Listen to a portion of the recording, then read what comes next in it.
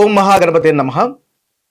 మనము ఈ ఏప్రిల్ మాసంలో రవి గ్రహానికి సంబంధించినటువంటి విషయాలు తెలుసుకున్నాము. ఈ రవి గ్రహం వల్ల రాశుల వారికి, ప్రతి రాశి వారికి ఎలాంటి మార్పులు కలుగుతున్నాయి, ఎలాంటి ఫలితాలు కలుగుతున్నాయో చూద్దాం. ముఖ్యంగా ఈ ఏప్రిల్ మాసంలో రవి 2 రాశుల్లో సంచారం చేస్తున్నాడు. 1 నుంచి దాదాపు ఏప్రిల్ 1వ తేదీ నుంచి 13వ తేదీ వరకు మీన రాశిలో రవి యొక్క సంచారం అనేది ఉంటుంది. ఆ తరువాత అంటే దాదాపు 14 నుంచి ఈ మాసము చివరి వరకు అంటే 30వ తారీఖు వరకు కూడా మేష రాశిలో రవి యొక్క సంచారం అనేది ఉంటుంది. అంటే ఈ రవి యొక్క సంచారము మీన రాశిలోను మేష రాశిలోను ఈ 2 రాశుల్లో ఈ ఈ మాసంలో ఉంటుంది. ఈ రాశి ఈ యొక్క సంచారాన్ని ఆధారంగా చేసుకొని మనము అన్ని రాశుల వారికి ఎలాంటి ఫలితాలు కలుగుతున్నాయి, ఎలాంటి అనుకూలత ప్రతికూలత ఫలితాలు కలుగుతున్నాయో చూద్దాము.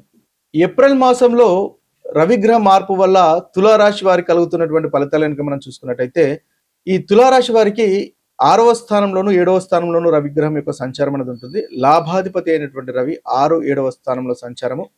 6వ స్థానంలో ఉన్నప్పుడు రవి చక్కటి ఫలితాలు, అనుకూలమైనటువంటి ఫలితాలు కలుగజేస్తాడు. ముఖ్యంగా లాభదాయకంగా ఉంటాడు. ఆరోగ్య విషయంలో మీకు చాలా చక్కగా ఉంటుంది.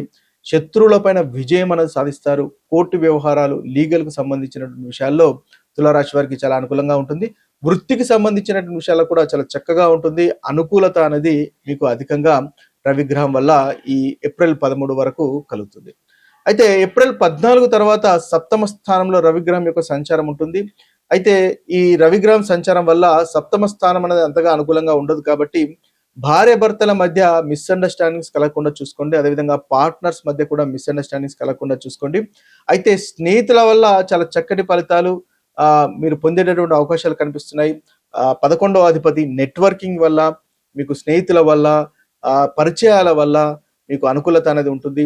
ముఖ్యంగా 7వ స్థానంలో అంటే 7వ స్థానంలో మేషరాశిలో ఉచ్చ స్థితిలో రవి ఉంటాడు కాబట్టి మీకు అనుకూలంగా 2వ భాగంలో కనిపిస్తున్నాయి. ముఖ్యంగా మీ మిస్అండర్స్టాండింగ్స్ కలగకుండా చూసుకోండి.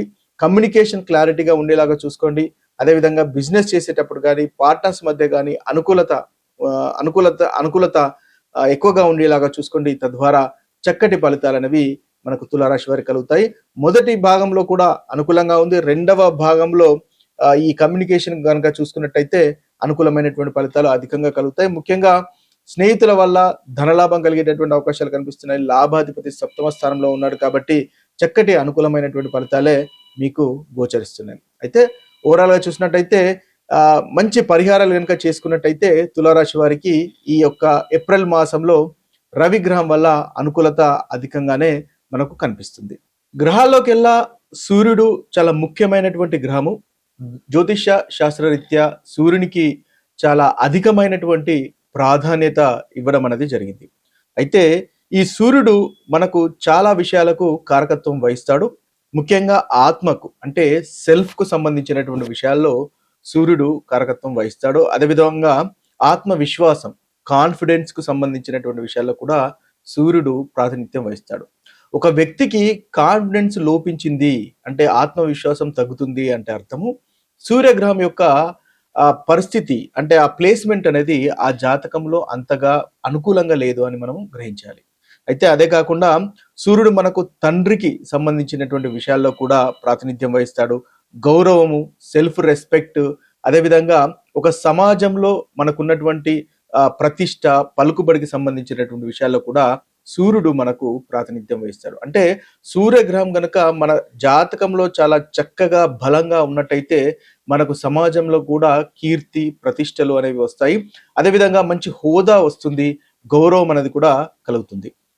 అంతేకాకుండా మీకు సూర్యుడు కనుక బలంగా ఉంటే లీడర్షిప్ క్వాలిటీస్ అనేటివి ఉంటాయన్నమాట.